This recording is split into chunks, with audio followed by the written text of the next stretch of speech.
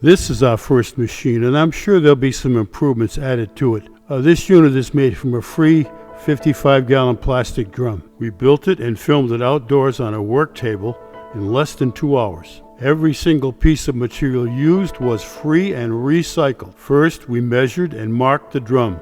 The square made the job a lot easier. Starting 5 inches up from the base, we cut a rectangle that was 10 inches wide and 18 inches tall. We then drilled holes in the 4 corners so that we could easily start the saber saw. This makes the job much easier and neater. We used a 1/4 inch drill bit. After we drilled the holes in the 4 corners, we just took the saber saw and connected the dots.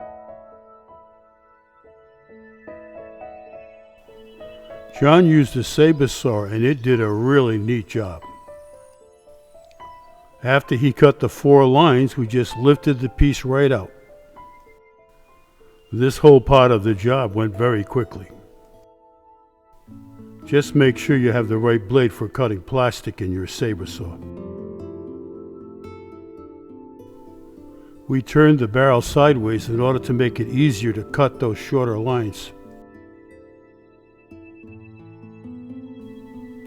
Here's a little close-up and the finished hole. That's all there is to this part of the project.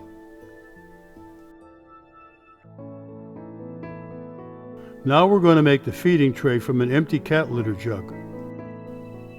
We just removed the label and cut a hole in the side of the jug using our trusty razor knife. Here's your completed feeding tray. You can put salt or corn or both in. Then we glued the feeding tray to this cross in the bottom. Here's the completed feeding tray. Now we're going to make the tick poison applicator flap.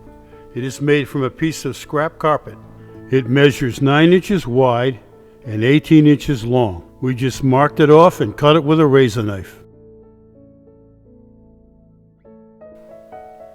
Here is the completed applicator. Now we're going to fasten it to the feeder.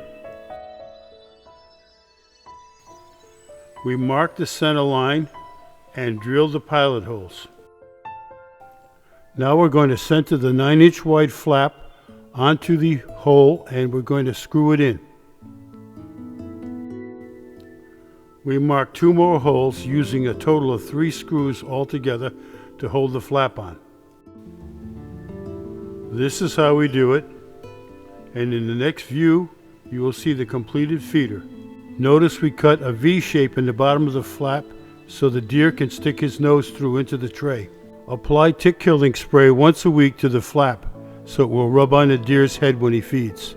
If you have cats, use a spray that is non-toxic for cats. Read the label because some tick sprays will kill cats. If you have questions or improvements, please contact me and I'll be happy to listen and make improvements. This has been a public service from batterychem.biz. Thank you very much.